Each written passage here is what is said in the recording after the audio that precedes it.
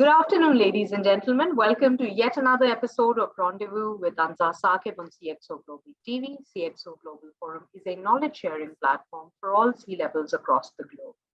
We take massive pride in contributing to the knowledge economy with our league of extraordinary thought leaders. Today as well, we've got a very special lady with us who is not only accomplished, but has also made a considerable impact in the field that she's working in. Joining us today is Ms. Fatima Hyder. She's the Chief Strategy Officer at Z2C Limited. So without further ado, let's dig into the conversation and speak to her. Thank you for joining us today, Fatima. Thank you for having me, Anza. So let's get into it. First of all, it's a matter of pride and honor that, women are, we see a lot of more women in the leadership in the corporate sector as well in Pakistan now. So, when you come to think of it, back in the day, when you thought about like full stack media buying agencies and digital agencies, you'd always, think of maybe 40, 50 something men who would be part of the C-level, right? But it's encouraging to see that, you're a woman and you're the Chief Strategy Officer. So where did this journey begin? Like, where did you perhaps go to school? What courses did you study? Where did you do your first internship? And how did the journey to the Chief Strategy Officer look like? Oh, it was, it doesn't seem like long ago, but it is a little bit long ago. So I grew up in the Middle East. I went to school there. I finished my high school over there, and then I was in Toronto for my university. And it's there that I majored in communication studies and political science, two very different things, I know. But with communication studies, everything I learned was very theoretical, and we learned how advertising is terrible in terms of it's about, coercing people and influencing people, which, it's all about perspective. But I did that in Toronto at York University. And immediately after that, I was so bright-eyed and eager to start off in the media industry and advertising in particular. I interviewed at a lot of organizations and kind of honed in on media agencies because it seemed like the work that they do seemed the most interesting to me in terms of, the thought that goes behind where to advertise and when and why in order to reach the audience that you're trying to reach for them to do something, to take a specific type of an action. So I actually joined a media agency immediately after my graduation. I didn't actually end up having to intern at all. From there, basically, I was very, very lucky in the sense that the two people that I reported into resigned shortly thereafter. And so I was required to work directly with my account director. So that really forced me to up my game, and it sped up my learning. And I was very lucky because even in the organizations there, there was a lot of strong female leaders for me to look up to and learn from and kind of aspire to be like. So that's as early as 2000. So yeah, I was there. I worked there. I eventually moved to Dubai for a few years. I worked there again under the leadership of a very strong female group account lead. Obviously it was a large organization full of different team members, but definitely I think one of the things I consider myself very lucky for is the fact that I have been able to work in environments and with people that have been strong mentors and strong role models for myself. From there, I moved back to Toronto around, I'd say, about 2010.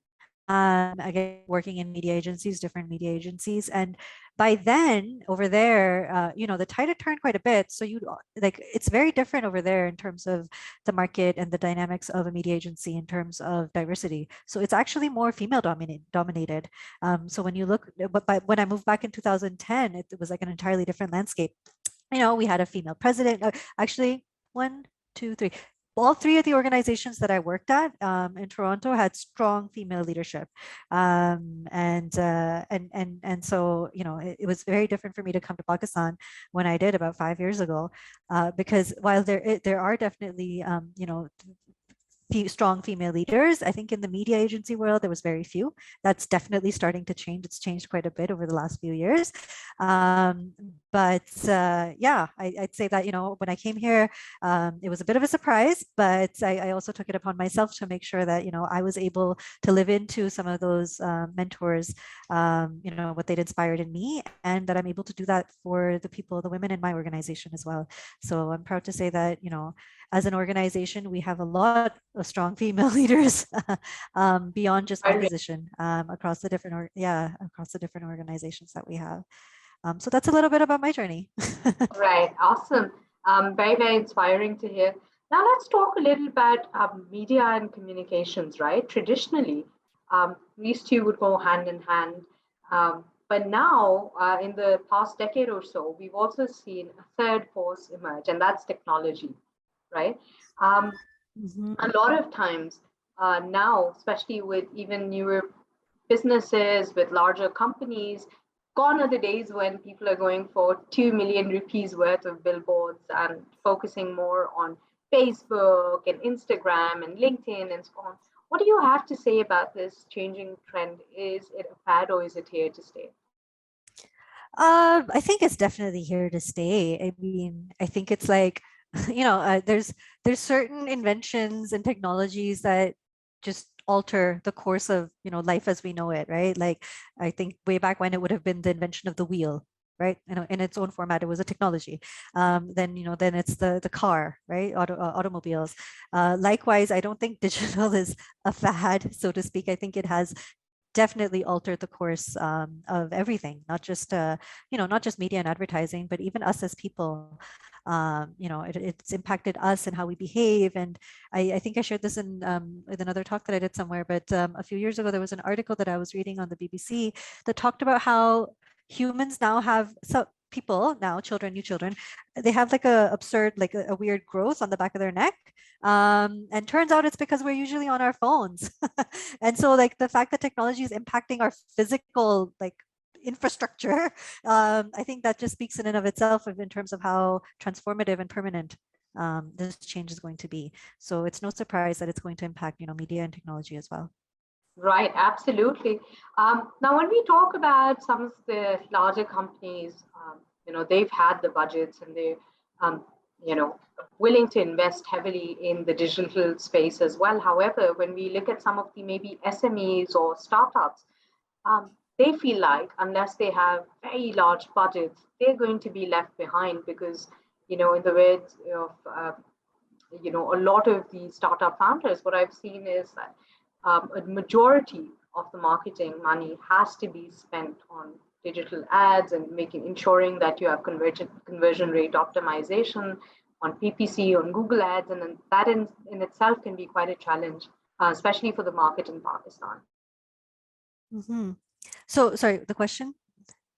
So the question is, what do you think can be done differently in order to sort of maybe tackle this narrative and people have this sort of feeling of being left behind unless they have very big budgets. So is it necessary to have big budgets in order to compete?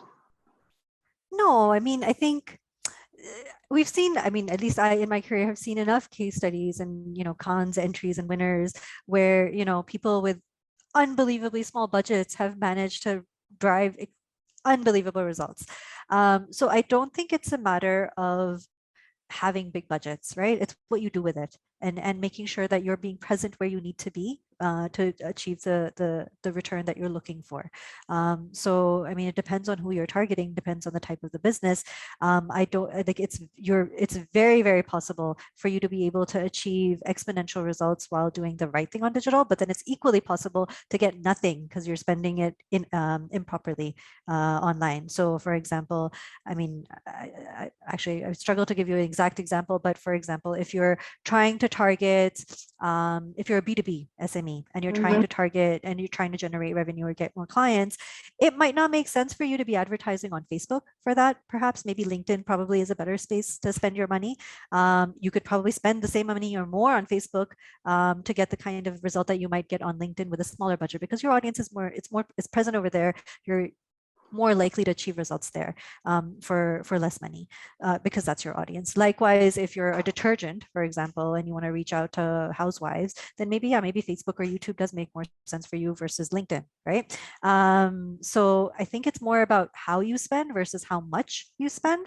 So I would strongly urge anybody who's under that misconception that they need to have big budgets to be able to drive results online, that they really question who's telling them that and where they're planning on spending their money. Because I think if they dug a little bit deeper, there's efficiencies to be found with no matter, doesn't matter what the size of your budget is. Right. I think also with the digital space, there's a certain lack of insights or maybe awareness that is lacking, especially with a lot of the older generation or who are perhaps right now sitting in a lot of these, C-level banks and let's say industries. They still have a very old school mindset. And I think that's where agencies and organizations like yourself have come and have shown tremendous success. And I've seen some of the work that perhaps Blitz has done and a couple of other of your ventures with these huge campaigns. But moving on, when we talk about narrative building, right? So we've spoken about the digital aspect, but let's talk about narrative building in general. We have seen that ads as well have started looking differently. Our heroes back in the 90s were perhaps popular athletes and TV stars and movie stars, but now we've seen that entrepreneur moms and the girl next door and perhaps such community leaders have become the influencers of today. Do you guys keep those things in mind when building a narrative? Yeah, definitely. I think more and more it's about authenticity, right? And what at the end of the day within our industry, irrespective of whether it's media or communications in terms of advertising, whatever we're building, we're trying to reach out to a person on the other side. We're trying to get a person to take an action, and that's why it's even more important that when we communicate with them, when a brand communicates with them, that the brand personifies a person and is able to connect and relate to that person. In order to do that, we do rely on influencers to give the brand a human face, right? And if you're at the end of the day, if I'm going to talk to a person and try to convince them about something, the best way to convince them probably is going to be to say that I tried it, I'm just like you're going to love it, and that's ultimately what we're all trying to do. So using influencers definitely you have seen a big rise in that in the more recent past, like testimonials and things like that. Obviously there's still a role for celebrities from an aspirational perspective for certain products. I think that makes sense in and of it. That being said, there is something to be said about connecting with humans on a more one-to-one level. Yeah, on a more one-to-one relatable level. So definitely, I think, and I think in our last chat also we talked about influencer marketing and influencers and how it's taken off. And I think it's because of that, because people have seen some amazing results, right? You could spend millions and millions on developing a fancy TV commercial that runs online and on TV and maybe on digital billboards, but getting a testimonial from somebody who's just like your target audience or somebody that your target audience looks up to, that's going to have unbelievable returns. So we've seen that, and that's why more and more brands are capitalizing on it. Awesome. So let's talk a little about your approach as a group of agencies or providing the services that you do. When a client approaches you, what is it different that you're offering to them, or what's the experience like for our audience? Maybe walk us through what a typical B2B and a B2C experience as well. So I mean, I think the difference in terms of experience, the experience in terms of how we work with our clients, whether they're B2B or B2C, it's not very different. The service is the same. How it comes to life and the actions that we recommend them to take is where it's going to differ, right? Our process though still remains the same. I think what makes us uniquely positioned in this market is the planning first approach that we bring to the table. And it's all data and insights based as opposed to things that have just worked in the past or things that we believe to be true. I think we put a lot of we stress test a lot of our recommendations on the basis of data and insights. That's why, as a group within Z2C, we're investing behind some key data ventures that'll help tighten up that offering of ours as well. So I think one of the experience that any B2B or B2C client will have with us is initially, firstly, they're going to share a brief with us. We will question the brief. We're not ones to sit back and be like, okay, client has shared this brief with us, it must be accurate the way it's written, we just have to follow this and these are our running orders. We do push back, we do question, and we do question, we ask questions to understand better, but then also to help the client understand where a potential line of thought might end up taking us. So then they're able to critically think about what they're sharing with us as well. So that's the first step. Then we obviously we go in and do all of our data mining and insight generation to figure out, okay, what really is at the root of this problem that the client has identified or the challenge that they're facing. And that's where all the fun part, that's the stuff that I enjoy, right? Being able to figure out, okay, what's the real problem here really, and how can we solve for that? And so then there's a lot of robust work that goes into designing a consumer experience, right? Now, whether that consumer is another business that my B2B client is trying to reach out to, or whether it's a consumer at the end, designing an experience that goes beyond just placing an ad on TV or, some Facebook ads or, video stuff or influencer marketing. I think it's how each piece comes together and how will the consumer experience each piece? Where will they see our communication first? Where are they most likely to see it first? And then what's the next piece that we need to build on top of it to make it, to amplify the effect of it 2x? And then what's the third piece and the fourth piece? So we designed that sort of experience with the end consumer or business in mind. And that's what we deliver to the client. And then apart from that, it's not just sort of like a set it and forget it piece, right? So it's not that we designed it, we give it to the client, we execute it and it's done. We're constantly revisiting it and looking at how it's performing and optimizing it. Even TV, I mean, you think that, TV is, it's analog. So in a way, so it'd be hard to tweak it and change it on the fly, but we do. So, we have a whole team that's dedicated to understanding and analyzing performance in terms of what we originally planned, what's happening now, and where do the tweaks need to be made so that the picture comes together optimally. So I would say the experience for the clients when they work with us is one that it's challenging in the sense that we challenge each other to do better and to question some of our assumptions. I think that's what we're always doing. We're always like, is this actually right? Can we do it better? Is there another way at it? I think by constantly questioning that, we're able to come up with some pretty innovative things. So that's the kind of experience that our clients would get. Awesome. So let's talk a little about the new trends that have popped up now. We're also seeing a lot of gamification when it comes to successful marketing or successful ads. We've been seeing a lot of gamified ads. We've been seeing a lot of campaigns. And is this a concept that you all are working with?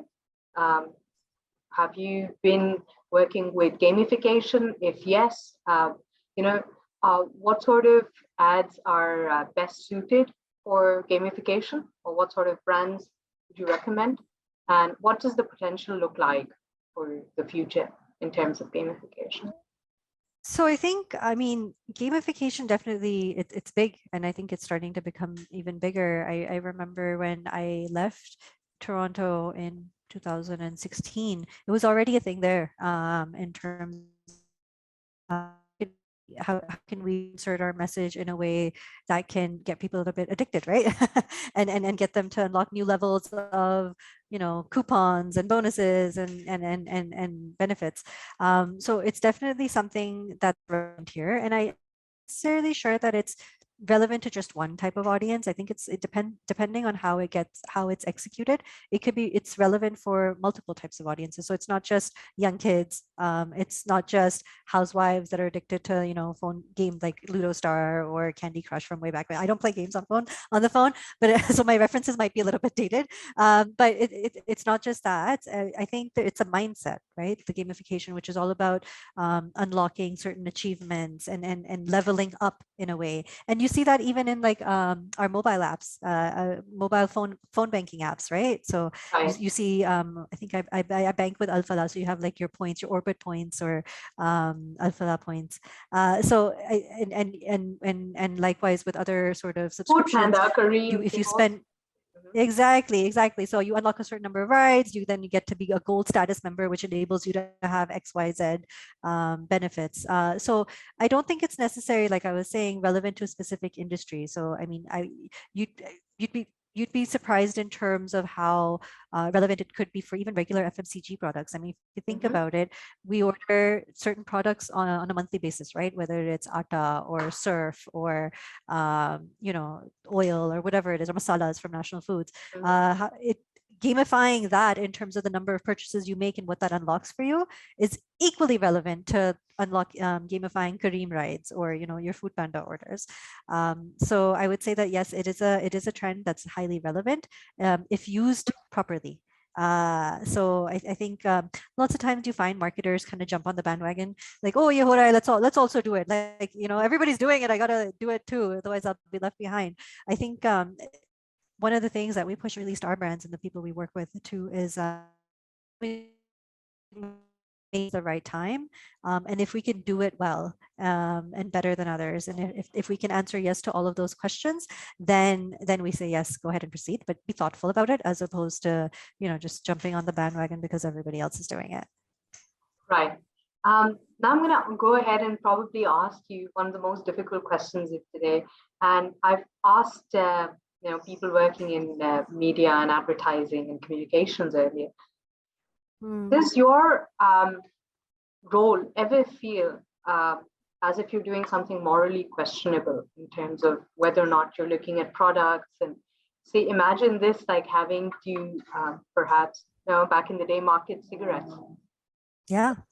Do you ever have those days? So how do you deal with such situations?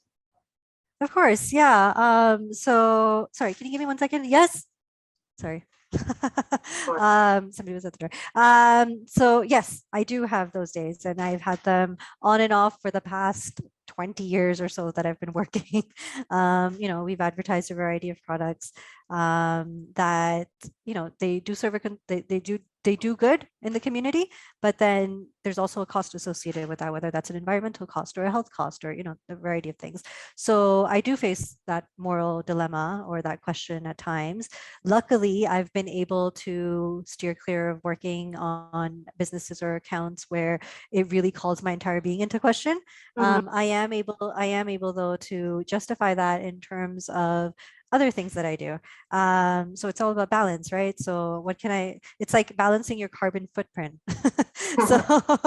So I might be doing terrible things like taking, you know, flying somewhere for my vacation, but then I'll make up for it in other ways by recycling and doing other things that might reduce my carbon footprint. It's the same with my work.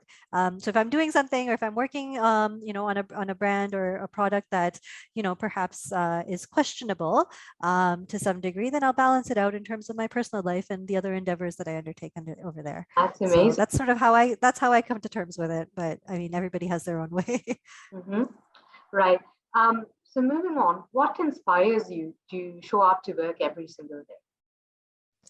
I think to date, at least, it's been every day I've learned something new, right? Whether it's something new about the clients that I'm working with, whether it's the industry that I'm working in, even if it's something in terms of the people that I'm working with and how to work with people. So as long as there's some learning happening and there's a level of challenge, I think that's enough to keep me inspired and engaged. I think when it starts to get easy, when it starts to become kind of routine and I could do this with my eyes closed, that's when it's time to move and do something different. So I haven't faced that yet, but you never know. I mean, you know, there's still lots and lots of time left. But that's what inspires me, that I'm still learning things. You know, with the role that I'm in now, it's very different from what I was doing throughout my the last 19 years of my career, which is very core focused on media agency work and building pitches and recommendations of, you know, where people should advertise and when and how. Now it's more about business strategy, which is very new to me, and it's very challenging in a good way. So yeah, so far I'm loving it. And let's see how it goes. Well, we wish you all the best for all these future endeavors. Unfortunately, we're running out of time, but I still have a question or two to ask you. Sure. So number one being, what is your advice for mid-career professionals that are watching today who aspire to go up the corporate ladder? So, I mean, a couple of things. Mid-career, if I think back to when I was at mid-career, and I mean, maybe I'm still considered mid-career if I'm flattering myself. But I would say, don't get complacent. If you start to feel complacent and like, if when you start to wake up and you feel like you don't need to come, you feel it kind of like you're dreading going into work, it's time for a change. So do some soul searching and figure out what it is that's dragging you down and to make that change. And likewise, don't get complacent from in the perspective of plan your next move. So as you're looking to move up to that next level in your career, figure out, identify people like I was able to do. I was able to identify strong women leaders to be like, that's who I want to be when I grow up. So make sure you've identified those people. And if you're able to reach out to them and ask them to be your mentors, work with them, figure out how you can work with them, even if it's, if you can't work within their organization, set up time to converse with them. You'd be surprised how much you'd learn and how much that can shape where your career goes next. So invest in those relationships. I think that's because as you progress, it really is more and more about relationships versus just knowing how to do the work. So invest in the relationships and invest behind yourself in terms of figuring out what drives you so that your next move is the one that you want to be in. Right. Very apt advice. So towards the end of today's session, I'm going to ask you, what do you think is the utility of forums like CxO Global? I think it works out seamlessly. As I was just saying, it's relationship based, right? So it's relationships that unlock opportunities, that unlock ideas. And I think CxO Forum enables that to happen, right? Being part of the group, I think gives me the advantage of being able to connect with individuals, not just from my own industry, but other industries. Because at some level, there's certain challenges that are common amongst all of us. And so we get to work together to figure out, how is somebody else working on solving that challenge? Is that something I could bring into my organization or not? And likewise, you get to meet some interesting people that you can maybe potentially partner with in the future, right? And that's what's exciting. You get to meet new people. So that's what CxO Forum allows me, or I see that as an advantage. Right. Thank you so much, Fatima, for your time today. We really appreciate it. And please keep contributing to the knowledge economy. It's been an honor and a privilege. Thank you. Thank you very much. And ladies and gentlemen, that'll be all for today. Please keep us updated with your comments and feedback. We look forward to that.